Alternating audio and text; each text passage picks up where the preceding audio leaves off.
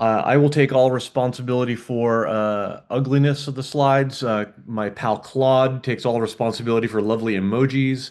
I got rid of all the check marks because I cannot handle the green check marks everywhere. Yes, it's done, but that does not mean I need to say a green check mark next to everything that we've done together, Claude. Um, okay, so I'm going to come at this from a viewpoint of a very particular way. Like we're all building great demos. We're all building great small scale, quickly apps, 0 1 stuff in, 5 minutes of time. Suddenly you've got an app up and running, doing video, audio, translating to multiple languages. We can do it live in a demo. I'm coming at this from a viewpoint of scale, not in terms of customer scale, hitting you like Google scale, being able to scale out the number of traffic you can handle, but from the scale of an organization.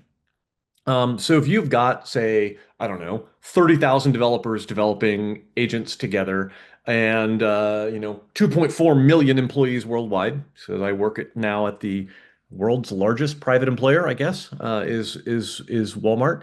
Um, and everybody wants to build agents. And so how do you handle making agents interact in a way where they're going to be inherently multi-agent just because of the sheer fact the organization is so big? You can't even decide to say, oh, well, if you run quality checks, single agent is just better quality than multi-agent.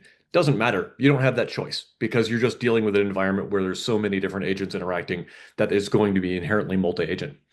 So you need to use protocols. We just talked about, Hamza just mentioned, A to A. Um, A to A and MCP are great.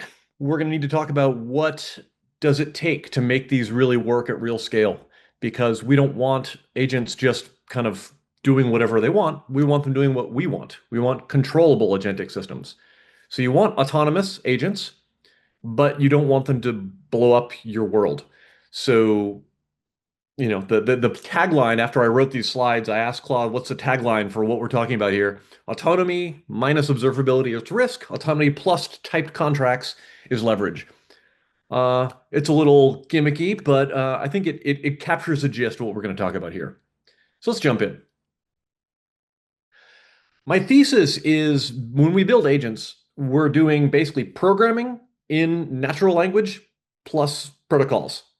That's basically how we're programming now. You're writing prompts, you're doing context engineering, you're building things up by saying, what is the words that are going to go into the LLM that's going to drive a set of tools that then enact actions. And those actions are something sometimes working with direct data sets. Sometimes they're working at talking to other agents that then act more actions.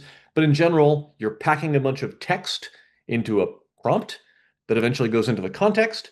And then you're asking the agent, the LLM, to pick from a set of enumerated values, the tools that it knows how to act, the function calls that it can do, and that's its only interaction with the world. Once you're programming in that way, you need better typing.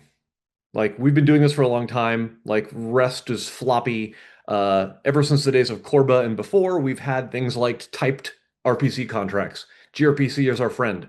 But now we decided to undo all that. And now we're just like strings. Everything is strings. It's chaos at scale. So the problem is that this kind of natural language programming is that it hides all the invariants that your program is supposed to have. Do you know what it's going to do? No, you don't. It's non-deterministic and it's got no typing. You also can't review it because, well, you can review it, but you don't know what it's actually going to do. So if you go through a code review of your agent, you're like, this is what I think it will do, maybe, but you don't really know, which makes it very hard for security and compliance people, legal people to kind of have any real guidance on what's going to happen. So the principle I'm going to kind of pitch is we need to carry typed constraints like schemas, labels of data classification, provenance, and the capabilities into the A to A envelopes and the MCP kind of tool descriptions, and link them in a centralized registry so we can actually audit this stuff. And if we effectively sign what we're saying we can do, so that at least inside of one large enterprise where you can actually trust someone says, I've got an agent card that says this is what I can do, you can actually audit that in some way. The outcome, once you've got that, is that the framework libraries you use and the linters you can build can actually mechanistically enforce policy that you want to apply to your agents. That gets you things like maybe slightly more safe, slightly more reliable. And as I said, the people who care about this kind of thing, if you're building zero to one applications or you're running all your stuff inside of one ecosystem, you build all your stuff on, Google, AI Studio, or you're building your stuff all directly inside of your one hosted LangChain setup. Maybe you don't care about this. If you're at a very large enterprise and you've got different teams operating in different ecosystems and they need to have their agents interact, this is the kind of world that the real world that you're going to need to operate on. Um, One of the first things that I what you we need to add to agentic systems as soon as you start getting beyond the very beginning first steps is you note that your initial starting React loop, the kind of the standard atomic building block of kind of all these simple no code agents especially, um, is it just has prompt in, some system prompt, input from user, loop forever doing tools and getting its way out. You have no idea what it's going to do. You have no determinism. That's great because it has lots of flexibility, but it doesn't have any control. So adding the ability to have a sliding scale between non-deterministic flexibility and deterministic constraints is kind of one of the things you want from a protocol. So things like stating that a tool has, at least once guarantees. As soon as you call it, you will guarantee that even if there's a failed call, there will have a follow-up that will eventually make it in. Maybe you don't have exactly once because you want to say that this tool call is idempotent. So it's idempotent and at least once, and you have the way to, if something fails, like say it required an approval, and you get a human that must step in and say, yeah, I actually agree that you can charge my credit card. And if you don't, then it blocks the action. So the LLM can't actually continue on firing off that tool, even though it wanted to. You kind of have the ability to do kind of what in the distributed systems style of thinking, the workflows thinking is sagas, where you can have a compensation for if there's some reason why this particular extended transaction should fail, you can actually wire that into the protocol. Um, Similarly, kind of in the same way that MCP has this notion of uh, um, being able to elicit feedback. Ideally, you'd want to kind of annotate which tools or which kind of tools require feedback. And in fact, if they try to do something without having input required elicited, it actually is not allowed to send the final response. So in some sense, you want to kind of wire that into the tool description. Um, Things like approvals, things like auditability is kind of the kinds of things you want to annotate actually into the tool registries themselves, so that it states what they demand and what they enforce. Um, and so what I mean here is what we really want is to extend the kind of A to A agent card in a way that gets us more visibility into what's actually happening. So in the same way that, as you've seen the kind of evolution over the past 3 to 4 months of MCP, where we started with kind of you've got an input schema that tells you how the tool is supposed to act on the inside. It didn't have an output schema at first. It just had raw text output, and that was fed right back into the prompt, the system context for the LLM. And now there's an optional output schema. In general, having input schema, output schema gives you some strong typing with MCP. That's great. I'm a big fan of making it required, not optional, in the tools that I interact with. But also, the same thinking can be wired into agent skills. So if you look at the way you structure skills in not in the way that Anthropic has described skills for LLMs, because now we're going to get many different ways of saying the same thing, or different ways of saying the same words to mean different things. Agent skills in the A to A sense is really just a description of what the agent can do. What would be nice is if you bind to an agent skill, this particular agent can do many different things. This particular skill has an input schema and an output schema in the same way that a tool does.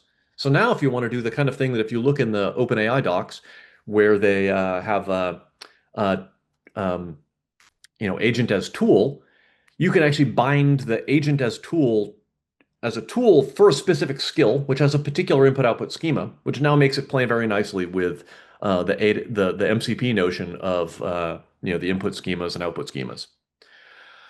Um, I'm not going to talk about label conformance right now, but it's actually important that I'm going to call out later. So let's get back to this. I didn't know how to exactly tie it out, but I do want to make sure that the notion is you want to state that certain tools and agents are willing and able to accept data of a particular data classification.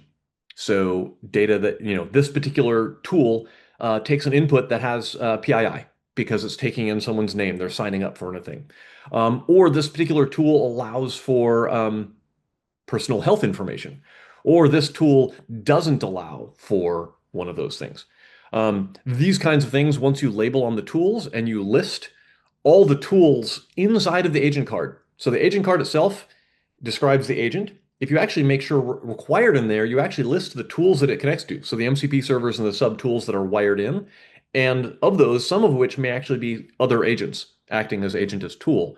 Then you're kind of enabling your overall registry to have the effective DAG of your entire corporate network because each agent lists the other agents and tools that it talks to, and then you can just follow and build the entire DAG of who talks to who. And that lets for a lot better global governance of understanding what your systems are actually doing. And then we'll get back to label conformance in a little bit. I can't read to see if there are questions. I'm willing to let people jump in if people are kind of asking questions. I can see that occasionally there are notes that come up there. We can always pause and jump, but I will continue if not. I'm seeing we have one question in the chat if you'd like to take that one. Sure. If I look at it, let's see. Yeah, the question says, any thoughts on handling assigning identities to agents so kind of Yeah. enforce a level of RBAC, almost like a service Yep. principle? Yeah, that's fantastic. I will touch that briefly kind of toward the end, not very much. That's a super important topic. That's an important topic for like a whole talk on its own. And yes, we want to make sure that agents have identities. And there's a big debate in the AI security community over whether or not these identities should be persistent or kind of just in time, last second bound to the user that's interacting with it and granting authority to do certain things on their behalf, and you get on behalf of authority that you can hand to them. I'm not going to talk about that in great detail. It is a great question and topic, though. There's a lot more detail to go in there. Um, so one of the other things that I want to have, like on a separate topic of noting how how useful and functional an agent is we all talk about evals should be like everywhere. Well, why aren't they in the agent card? I think they should be. I think the eval packs that are linked to an agent, if an agent says, these are my evals, that should be actually in your agent card itself. So you should list in kind of in a linked perhaps to each of your skills, linked to your data set, that is your eval data set, and a runner. So basically anyone can look at your agent card and hit like, oh, I see your runner. That's a pointer to, something in Artifactory or some Docker image that says, I'm going to run this runner against this data set, and I will be able to regenerate your evals. Obviously, you can have a link to the actual eval dashboard, but you can actually just say, I'm going to rerun your eval against your agent, maybe a staging version of your agent so you're not hitting their production thing, and generate regenerate those evals. That now means that not only can you can rerun evals by changing take take the agent card, remove some of the tools or add new tools, see whether that blows up the ability for the agent to function better. Because as we know, as you add more and more tools to the context, eventually the LLM starts to lose track of where it's going and it picks the wrong tools. So its quality degrades just by adding new superfluous tools to its context. So being able to check that is great. The point that I'm pointing out here is when you have an agent registry that has the agent card here and it lists your evals, you actually allow for you've got a centralized registry, but you decentralize the ability to do QA, red team, and optimization. Because now anyone can look at your agent, look at the schema of your eval, clone it, fork that eval, change the data in it, and rerun the eval against a varied version of the data set. And now see, hey, it looks like your agent actually can do something you didn't even publish it could do. Or maybe you say, I think this is what your description says you should be able to handle, but you don't have actually any examples in your eval data set. So I'm going to write some and then check to see whether it can do what you advertise you can do. And then you've got an eval that is now decentralized. Different teams are now able to contribute and say, I think you can do this. I think you can do that. The red team can actually go through and be like, I see what your inputs are. I'm now going to vary them. I'm going to translate all of them into Chinese and then add some like ignore all previous instructions into the end of that because you're checking for it in English, but you're not checking for it in Chinese. And now I'm going to red team you. But you don't need to talk to the team because this is all happening in the centralized registry.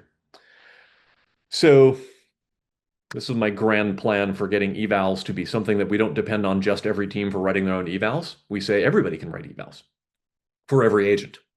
And then we can actually start to say, hey, here's how I know whether or not I should rebuild another agent or I can just leverage someone else's agent, which is something good because otherwise we soon have more agents than we have employees because everybody's writing one a day and they're so easy to write that everyone writes more and more. And suddenly you've got thousands of agents and you don't know which ones do which.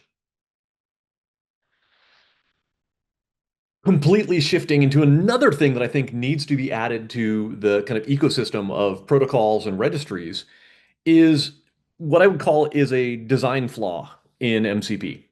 MCP is fantastic. MCP allows you to very easily add tools to any agent. Even if you don't own the agent, you've got an IDE agent on your desktop and you only be like, I want to add new tools. Bam, you slap in the MCP server and you've got the ability to do new stuff automatically. It's magic. It's wonderful. Unfortunately, if you think about the way MCP is set up, the idea is the person owning the resource, the data or the agent they want to expose to other agents in a way via a tool, they're the ones that write the MCP server because they know the input output schemas, they know what it's supposed to do. They're effectively writing a new entry point into their resource. In doing so, they write a description, the input output schema, and the few shot examples for that tool. Are they exposing something like a function for another application to wire in? Think of a traditional software development. You expose a library. You're like, I've got a new client for my Cassandra instance. Here's my Cassandra client. You can wire that in. The team building access to that, saying, okay, I want to wire in Cassandra data into my system, takes that client and they can wrap it into whatever abstraction layer they want. They can protect the abstraction of Cassandra into a fixed class, and the rest of the application knows nothing about it. They've isolated that. They've provided an abstraction layer that they can bound how leaky that abstraction is. MCP, on the other hand, says you wire in someone's MCP tool and you've taken their description, the words they wrote, and their few shot examples, and injected that all the way into the deep innermost loop of your application, the context window of your LLM. You've basically allowed them to have full control over how your agentic loop works. This is a giant injection of it's talk about prompt injection. You're actually asking for all the authors to kind of prompt inject into your context. Now, they may not be, bad, and you're actually seeing it in advance, but it's still extraordinarily poor coupling between the developer of the resource and the developer of the agent. You don't have control as an agent developer over your context window when you use MCP in this way. Now, maybe sometimes that's fine, but to really tune your evals, as we've just been talking about, you need to have tight control over that full context. That context engineering concept requires you to be able to tune almost anything. So, proposal to solve this is allow for MCP at a protocol level to have overlays. So you say, I am consuming this particular MCP tool and I'm taking it as is, or I'm saying I override the description with my custom description, and that goes into the registry to say I'm using a modified form of your tool. Everything is the same except I've overwritten the description because your description was confusing compared to one of my other tools that sounded very similar, and I needed to tell my LLM, my agent, that they're different. Or apply defaults to the input parameters. You have a schema for your input of your MCP tool that has 30 parameters because it's very expressive. It can do all things. It's a GraphQL general purpose MCP tool. Generally not a great idea to have a tool that's that general purpose, but you sometimes get them. But maybe you want to use that, but you want to set 25 of the 30 parameters to fixed values. Now, it'd be great if you can do it at the protocol level, where you say, I'm using this tool that has 30 parameters, and these 25 are exactly these values. The actual thing that you show the LLM is just this new projected 5 parameter function with 25 of the parameters that are already set. And now it's understandable to your LLM. Similarly, you can imagine taking composition, where you take two tools and you effectively join them on the input schema side and have a union schema of their output in some way um, at kind of composite at config level. So you don't need to write code to do it. You should be able to compose them together. And then at the end of the day, you can always do something more complex where you could say, I want to have your MCP tool, but I'm going to have a thin code shim over it that does slight, manipulations over it. This is what we already do today. Typically, if you have an MCP server that you don't like their tool, you can always just take their tool and then rewrite in code the way to change it a little bit. But in the ideal world, you would actually bake this into the protocol.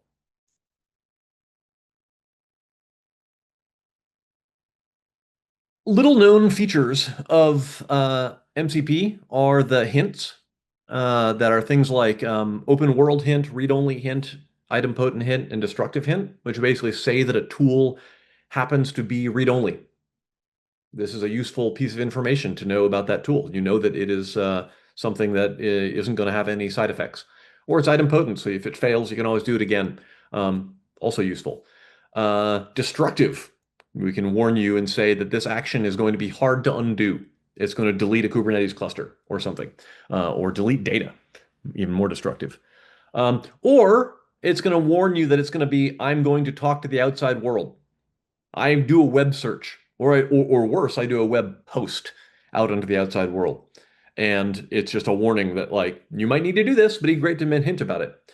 MCP as a protocol says only declare this as hints. They're not enforceable. I kind of like the idea of saying if you know who the author of your MCP tool is, and they're, say, internal to your company, you actually say that you're going to take these hints and sign them, and you're going to say, I actually say that I proclaim that this is read only, and I'm claiming it in a way that's a signed uh, declaration that can be checked by another team with signatures. Um, this allows for other kinds of hints to be enforced, where instead of just open world or idempotent or whatever, you could actually have a data classification or input data classification or output data classification. As I was kind of mentioning earlier about labels and provenance, you can say this tool takes input that is PII, but it doesn't return PII as an output because, say, it takes in your address, and at the end of the day, it will just give a thank you response or a Boolean value, or the reverse. It takes no PII input. It's just a user ID, but it's going to return your full address.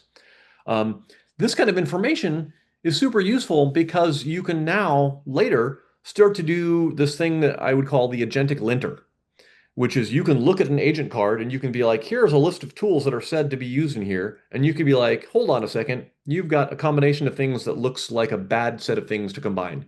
You've got someone that can read PII and you can post to the external web. Hmm. That sounds like a bad combination to have in a inside of one agentic loop. What it also means is you can actually start to say, if you take multiple inputs, you can say, if I'm pulling in PII and I'm pulling in some internal data, take the overall context window and say, take the kind of union, the worst case scenario of all the labels that are attached from the inputs to this, and say the effective input of the next tool has some PII and internal data combined. And you can actually just wire into your, if you're using, for example, LangGraph or something, you can actually start to build into your system, say, okay, anytime we see sets that say I've got PII and internal data, before I log anything, I'm going to do PII scrubbing. But I'm not going to do it on most stuff because you've already vetted that it doesn't have that. So I'm not going to waste a lot of expensive PII scrubbing. But maybe on the cases where it's PHI, health data, I'm going to use an expensive scrubber. I'm going to use an LLM call here to actually do this. And so you can actually choose to spend your safety at the right points because you're actually knowing deterministically what's happening with the flow of information through your agentic system. Similarly, there's stuff that like we should be emitting all the time. Most agentic frameworks already have things that we're enabling tracing to happen under the hood, but we're not like when we go from one agentic system to another, that tracing doesn't always follow exactly right. I would like it if the protocols actually carried them with us. And so you had like, trace part points that left as it traveled across the agentic framework. So A to A could just carry that along with it. You could have item potency keys. So you could say, hey, this is the thing that I'm going to issue to a destructive action. But here's the item potency key. So if it fails, you can only retry it if you know that it has, you try to handle exactly one semantics on your destructive actions. More expensive, slower, but perhaps necessary. Um, you can also, if you're handling streaming protocols, you need to make sure that the sequence numbers and the tracing actually follows on the chunks, so that if the stream gets interrupted, you can pause and retry in an appropriate way without having the data showing up in your trace stores kind of multiple times. Or at least if they do, they have the tracing sequence numbers, so you know to dedupe afterwards. Um, and it also means that you can start to do planning safely because you know which of your actions are idempotent, and your planner can actually choose to pick those specifically. Kind of as I mentioned before, as soon as you start labeling data with data classification labels, and you can propagate them through, and you can just kind of follow the kind of the poisoned data, where you said this data contains PII. This is like scary, toxic, radioactive stuff. I don't want to log it in my logs. I don't want to carry it too long. I don't want to put it out on the outside web. You label it as it goes until it gets removed. And perhaps before it goes into certain systems, you actually ask for consent to do something with it. And then you can elicit an MCP call back to the user to say, hey, I've got your PII data here. Uh, you were just ordering Taylor Swift tickets, but you happened to mention that you needed a seat on the side of the venue because you got a broken leg. Technically, that's PHI. I now know health information about you. Can I remove that and say a different reason for why you did that? Maybe you transform that into because of accessibility requirements or something. Maybe you can do that transparently, but maybe at some point you need to actually do that in a way where you check with the user what their consent is, because then that allows for different level of compliance. Um, but you may need to sign that as well. Um, yes. Okay. Yeah, sometimes you may actually need to uh, want to label a tool as being used for a particular purpose. So it doesn't just say that there's a consent that a user has said, I authorize this purchase order, but you're going to say this authorization is for some business purpose. And you want to label that so that this is later tracked inside the system. I say that because I work at a place where people are authorizing things all the time, and you need to actually do it when humans do it, and it's going to definitely need to happen when you do kind of agentic things on behalf of someone else, especially if it's a long-term thing.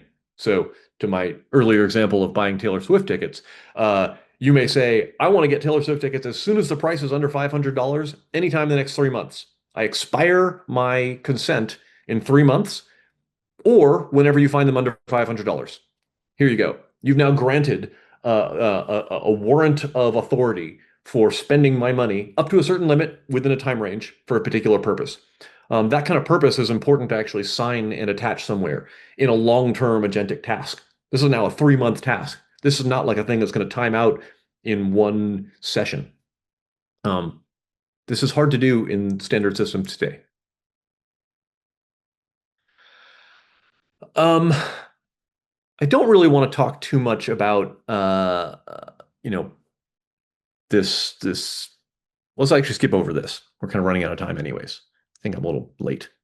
Um, Agentic linters, I did want to talk about really importantly, though, because the notion of once we've started attaching all this stuff to our agent cards and we're stating in the protocol what the data classification is of stuff, whether your actions are destructive or not, whether you're talking to the outside world, whether you're talking to the outside world, but it's on an allow listed list of authorized sites, or whether even on an internal site, you're reading data from user-generated content. So this is going to run into the same problem of talking to the outside world in the sense that you are allowing user-generated content, people that you don't control what they wrote, getting injected into the inner loop of your LLM. And thus you get the same problem of potentially getting jailbreaks and prompt injection. So knowing when to label that should be higher risk is important.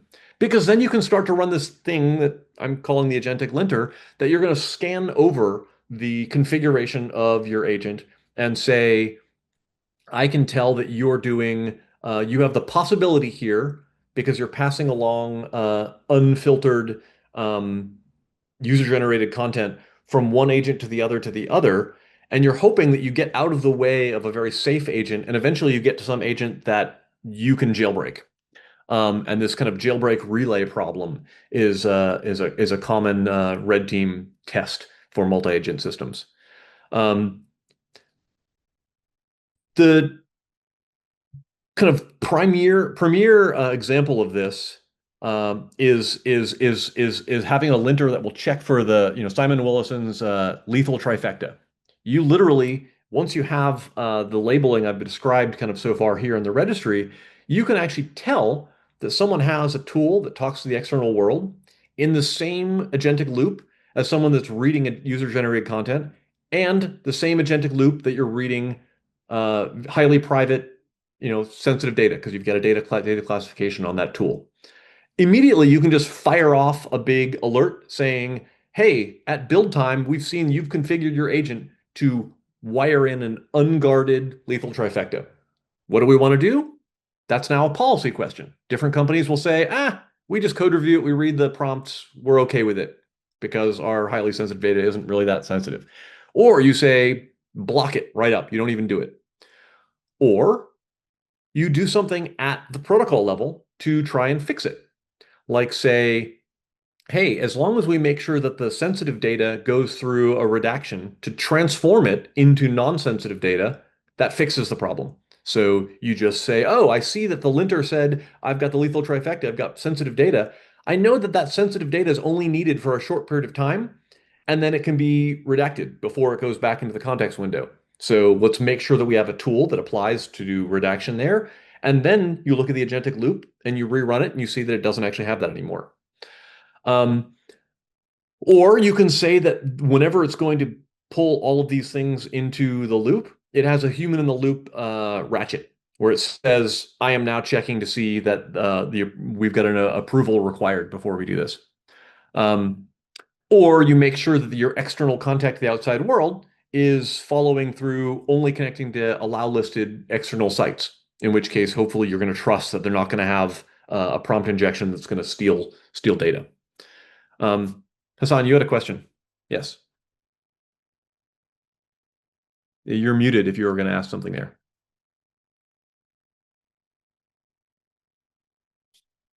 Do I have to unmute you? Does someone Uh, else have to do it? I think it might be an error. Yeah, it's I an don't, error. sorry. Yes, an error. Please continue. Okay, sure. Sounds good. Okay. Okay. Pretty much done now. Close to it. My calls to action for the protocol developers of the world and framework developers of the world is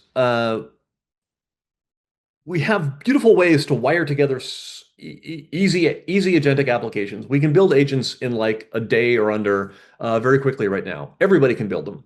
Business users can build them. But we need a way to, in easy to understand language, enforce things like strong typing that says, what are my agents returning? What are they taking in? What is the object type that they're passing around?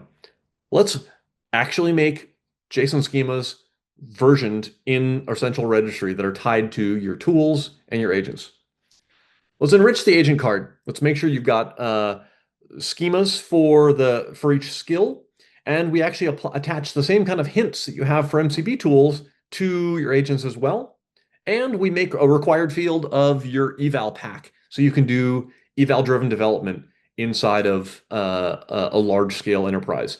And you can allow that eval-driven development to be decentralized. So it isn't just the agent developer building their own evals. You can let other people write evals against your agent, including the red team, the compliance folk, security folk, people doing cost optimization can all do this kind of thing.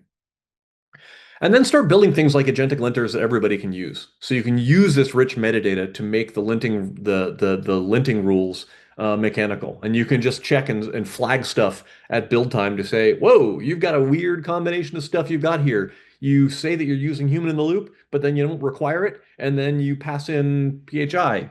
What are you doing here? It would be great if we can get that kind of stuff in our IDE.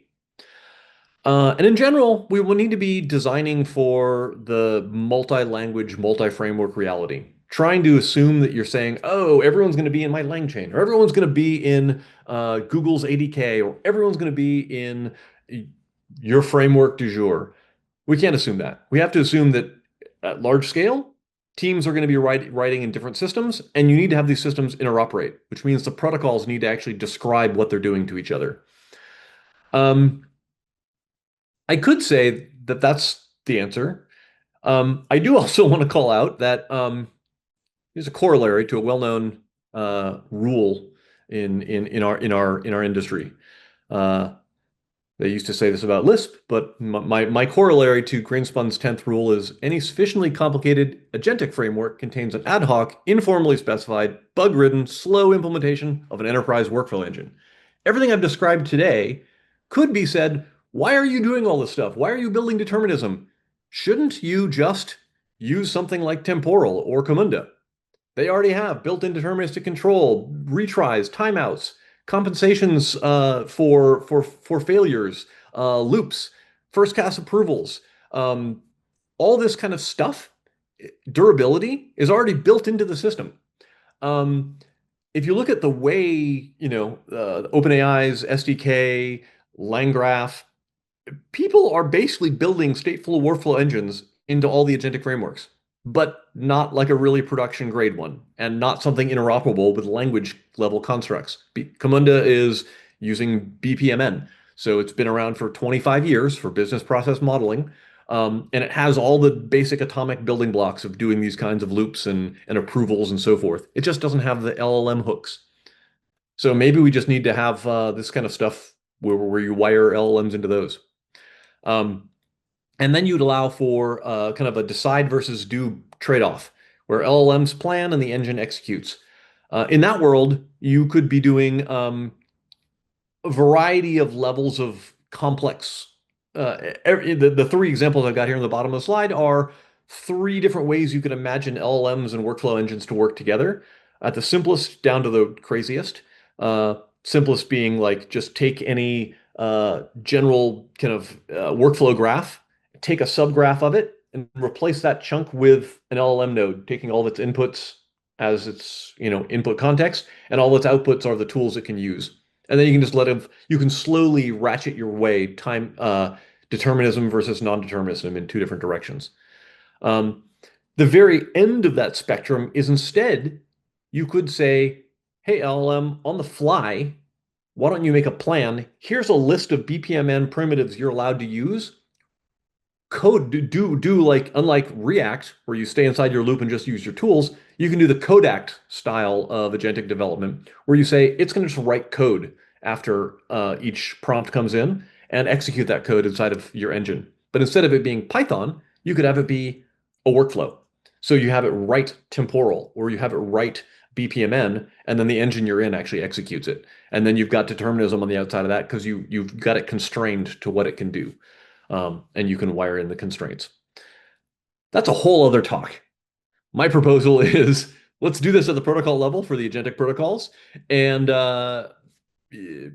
violate Greenspun's 10th rule, or at least make it real. And once again, effectively build into our protocols a informally specified. Hopefully, you can make it slightly more formal, bug-ridden implementation of a stateful workflow engine. So my question for you, thank you, is where on the non-determinism to determinism slider are you today? Because it's going to change, and we should be ready to adapt on that spectrum. Thanks.